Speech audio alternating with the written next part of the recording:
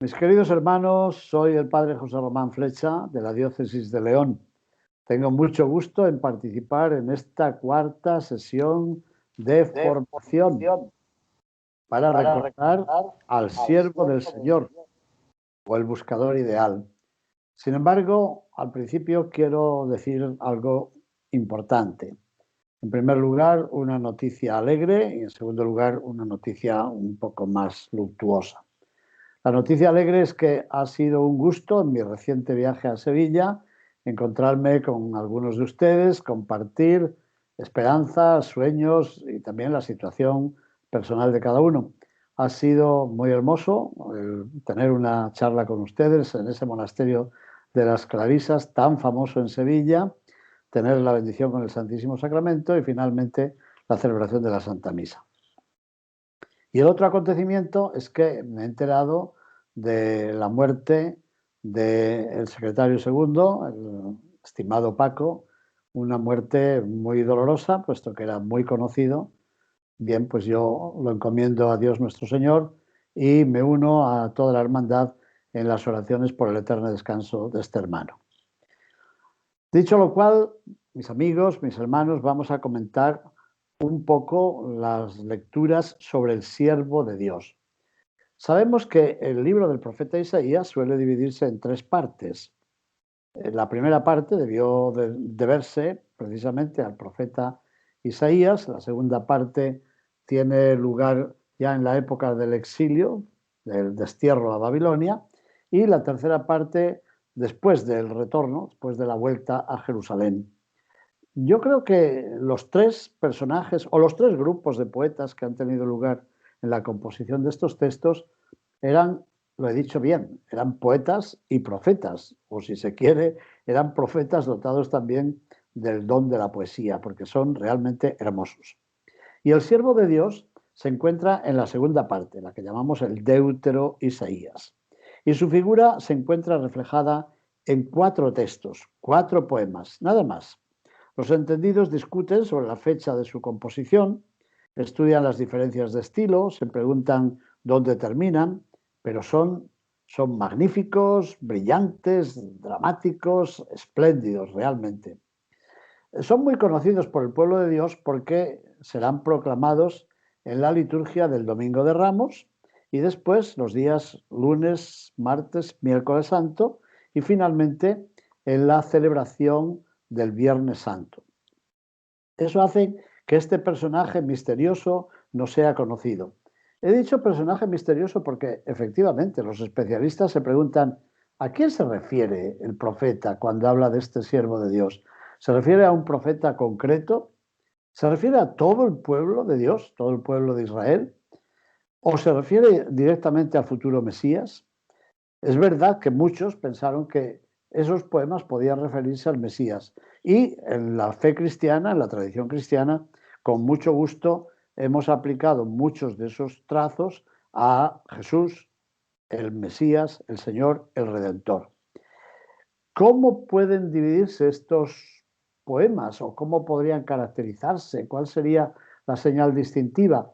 Yo creo que el primero de ellos se refiere al siervo de Dios como un elegido. El segundo de los poemas lo ve como un profeta.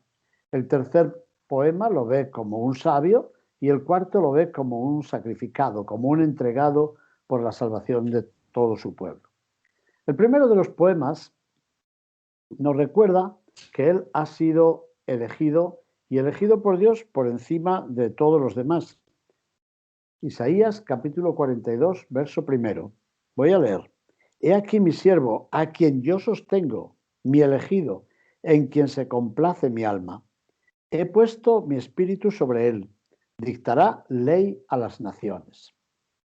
Seguramente estas palabras no son muy conocidas, porque vemos que en el Nuevo Testamento se ponen en boca de Dios o una voz que viene de la nube en el momento del bautismo de Jesús.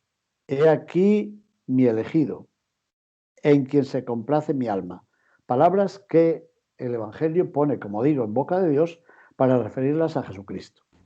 Por tanto, nuestra tradición cristiana ve en este profeta elegido por Dios la imagen más clara y más perfecta del futuro Mesías. Pero es que además hay otro dato que nos resulta importante. Dice el capítulo 42, caña quebrada no partirá y mecha mortecina no apagará. O sea, el elegido se distingue por su mansedumbre y no por su altanería. Todavía hace poco tiempo, leyendo a Enzo Bianchi, el fundador de la comunidad de Bose, yo aprendí algo que nunca me habían explicado, y es que en Babilonia existía la costumbre de anunciar la muerte de un condenado a muerte precisamente con estos signos.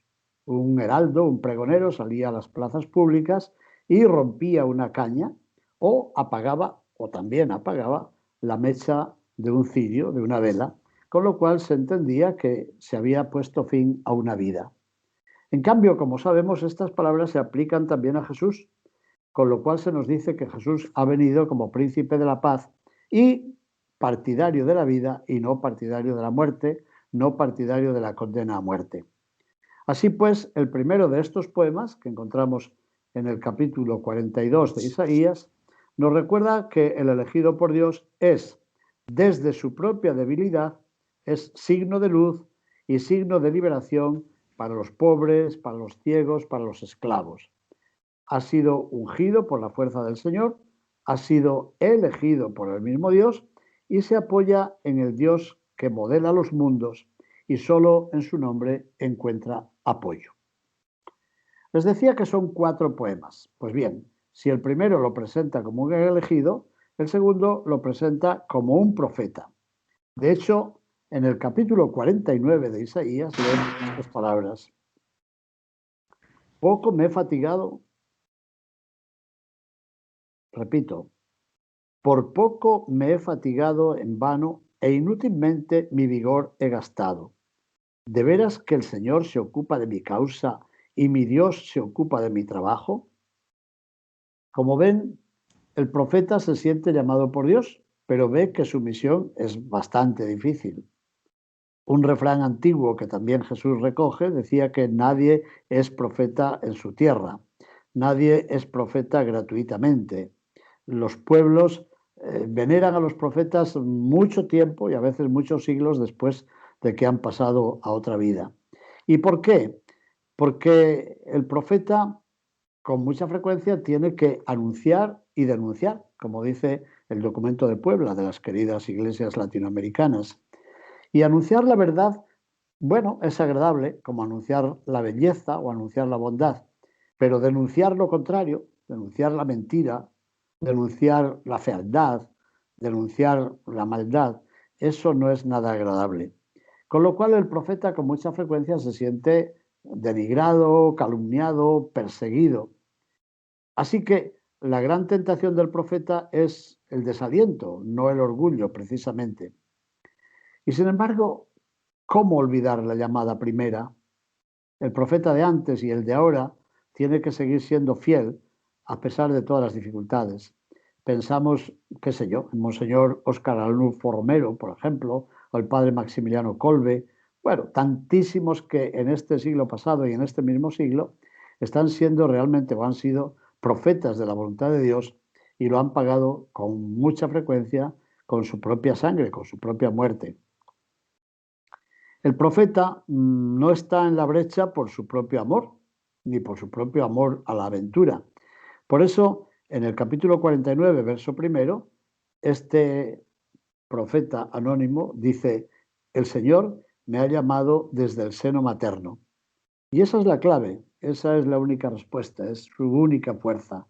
Él me ha llamado, me ha ungido y me ha confiado una misión profética. Y el profeta no es solamente el que anuncia el futuro, como a veces decimos en nuestra lengua, sino el que ayuda a ver la situación actual, por ejemplo, la pandemia de este virus, a la luz de la voluntad de Dios. Y eso no siempre es agradable. No siempre es agradable ni para los políticos, ni para los creadores de opinión, ni siquiera para la gente que camina con nosotros por las aceras de nuestra propia ciudad. En tercer lugar, este siervo de Dios es presentado como un sabio. Vamos a ver, Para los griegos, la sabiduría era erudición, saber cosas. Y por cierto, también lo es para muchas personas de hoy, que se creen más sabias porque buscan en Internet o buscan en otro medio de comunicación y tienen muchísimos datos para poder defenderse en un momento de apuro. Para el hebreo, en cambio, la sabiduría no es erudición, no es conocimiento de datos, es sintonía con la voluntad de Dios. A mí me gusta jugar con estas palabras y decir que la sabiduría bíblica no es cuestión de saberes, sino de sabores. Es un saborear el proyecto de Dios.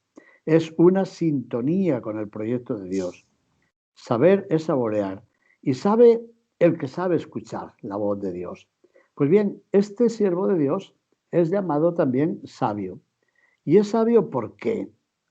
Porque ha sabido escuchar, algo que nos cuesta trabajo siempre y especialmente en este momento en que todos vivimos muy encerrados, muy encastillados en nosotros mismos, muy clausurados hacia el mundo exterior y pensando que nosotros tenemos todas las razones para vivir y todas las razones para esperar. Pues bien, este elegido profeta, en el capítulo 50, versículo 5 del libro de Isaías, dice: el Señor me ha abierto el oído y yo no me resistí ni me hice atrás. A poco que estudiemos la Biblia, recordamos que en el libro del Deuteronomio se repite una y otra vez: escucha, Israel, el Señor tu Dios es el único Señor. Eso es el famoso Shema, pero lo tenemos en otros muchos lugares. También en el Salmo se dice: si hoy escucháis la voz de Dios, no endurezcáis el corazón como en Meribá, como el día de Masá en el desierto. Escuchar a Dios es la primera medida para poder hacer nuestra su palabra y su voluntad. Bueno, pues este señor, este siervo, ha escuchado la palabra de Dios y no la ha considerado un botín ni un privilegio para presumir, para guardársela en exclusiva, sino que sabe que esa palabra le ha sido dirigida para que él pueda asimilarla, convertirla en fuente de su vida y luego pueda transmitirla para que pueda también alimentar y pueda guiar a otras personas. Por eso nos dice en el mismo capítulo 50, versículo 4, el Señor me ha dado lengua de discípulo para que haga saber al cansado una palabra alentadora. Por tanto, este es un sabio que ha recibido la sabiduría de Dios, ha sabido escuchar su palabra, ha sabido orientar su vida de acuerdo con el proceder, el querer de Dios y lo ha anunciado. Pero eso no le ha salido gratis. No es fácil anunciar el querer de Dios. ¿Por qué? Porque ya nos dijo Jesús en la parábola del sembrador que a veces la palabra de Dios cae en un camino y lo pisotean las gentes, otras veces son los pajarillos los que se comen la semilla, otras veces cae entre piedras, otras veces cae entre cardos y zarzas y no prospera, algunas veces sí cae en tierra buena y produce buen fruto. Bueno, pues algo de eso encontramos ya en el capítulo 50 de Isaías referido a este siervo de Dios. ¿Por qué? Porque nos da cuenta de cómo tuvo que pagar por su función profética. ¿Y cómo tuvo que pagar? ¿Se acuerdan de los azotes a Jesús en la película La Pasión de Mel Gibson? Algo parecido dice este profeta anónimo. Ofrecí mis espaldas a los que me golpeaban, mis mejillas a los que mesaban mi barba. ¿No les parece que los relatos de la pasión de Jesús han sido, si no calcados, al menos inspirados por esta figura de este siervo de Dios?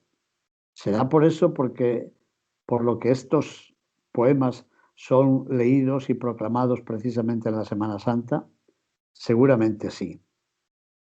Pero si él en un momento se siente cansado, abatido, se siente ofendido por todos los que lo han golpeado y lo han azotado, sin embargo, pone en Dios su confianza y en el mismo capítulo 50, en el versículo 9, profesa esta confianza diciendo: yo confío en el Señor, porque he aquí que el Señor Yahvé me ayuda.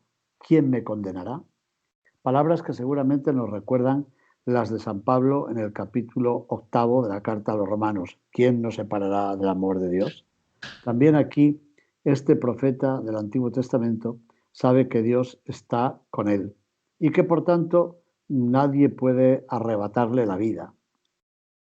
Jesús lo dice en el capítulo 10 de San Mateo: no temáis a los que solamente pueden matar el cuerpo y no pueden mandar vuestra alma a los infiernos, ¿no? Pues bien, algo parecido nos dice este profeta anónimo. Él pone su confianza en el Señor, sabiendo que el Señor es fuente, manantial, ontanar de vida.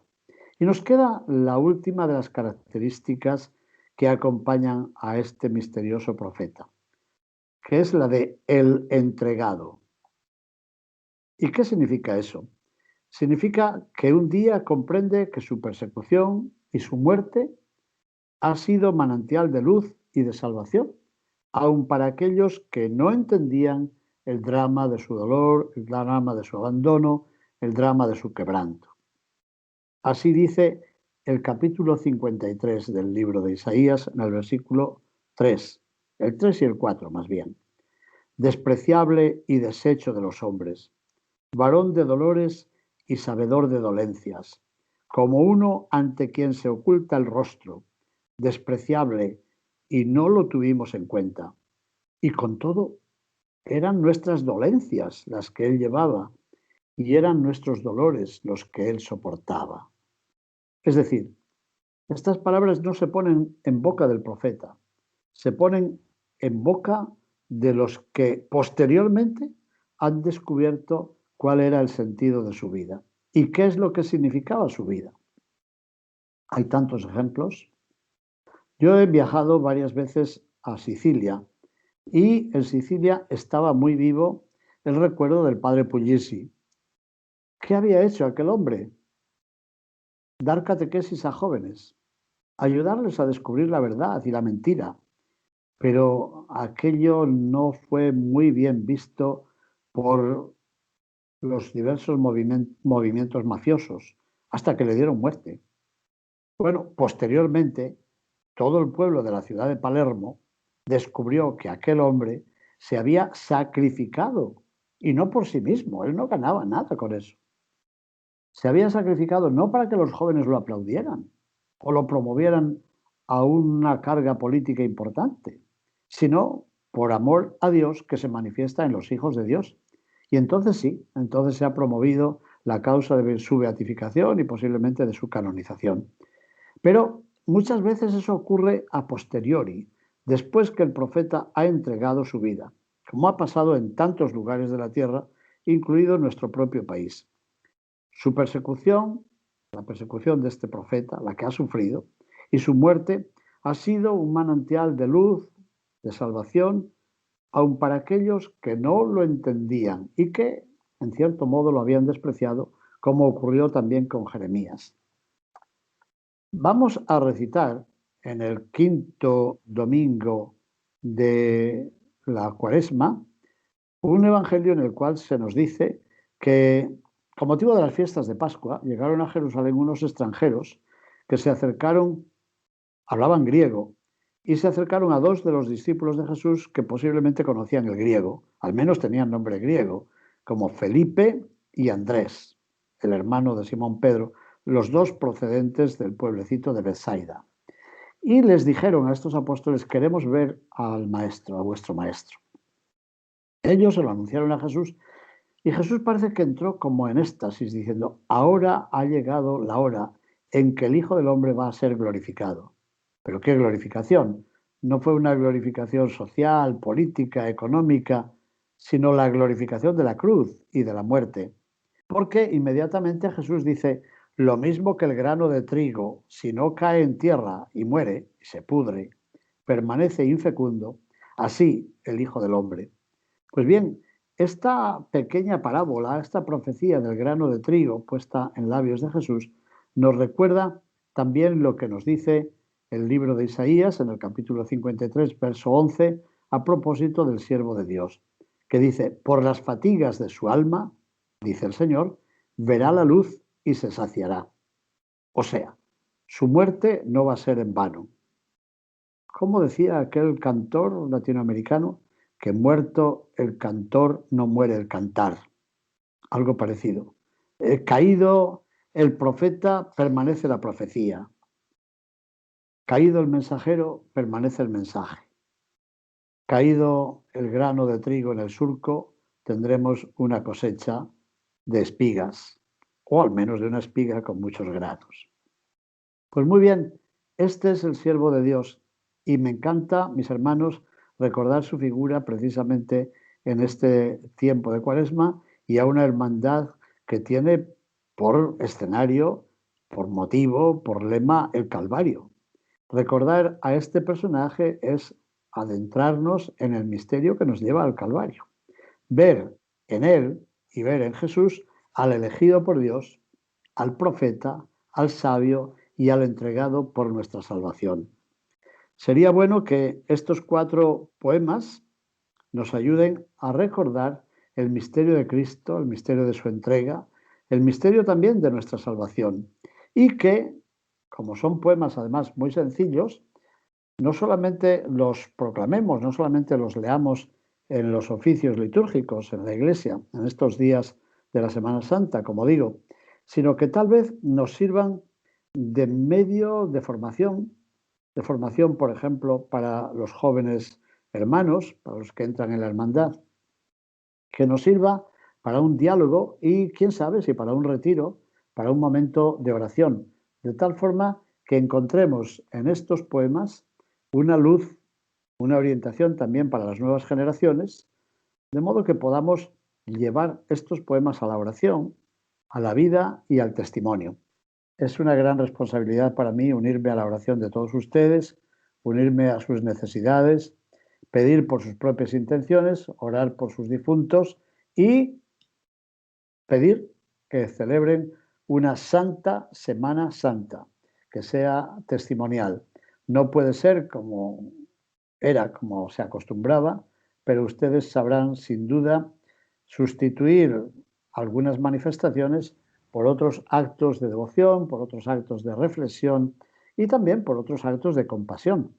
El Papa Francisco nos ha dirigido un mensaje muy hermoso para esta Cuaresma, recordando las 3 actitudes típicas de la Cuaresma, que son el ayuno, la oración y la limosna, vinculando esas 3 acciones con las 3 virtudes teologales, la fe, la esperanza y la caridad. Porque tenemos fe, ayunamos de cosas que podrían apartarnos de Dios. Porque tenemos esperanza, dirigimos a Dios nuestra oración confiada. Y porque tenemos caridad, tratamos de compartir con los demás lo que tenemos y lo que somos. Las cosas que nos sobran, pero también algunas de las que son necesarias, como nos decía San Juan Pablo II, y sobre todo compartir nuestro tiempo, que es el mayor don, el mayor regalo que tenemos, porque el tiempo es la vida. Ahora pedimos para todos ustedes y sus familias la bendición. Que el Señor esté con ustedes y con tu espíritu. Y que la bendición de Dios Todopoderoso, Padre, Hijo y Espíritu Santo, descienda sobre vosotros, sobre ustedes, y permanezca para siempre. Amén. Bendigamos al Señor. Demos gracias a Dios. Hasta la próxima lección, mis hermanos. Aquí estoy a su disposición. Muchas gracias.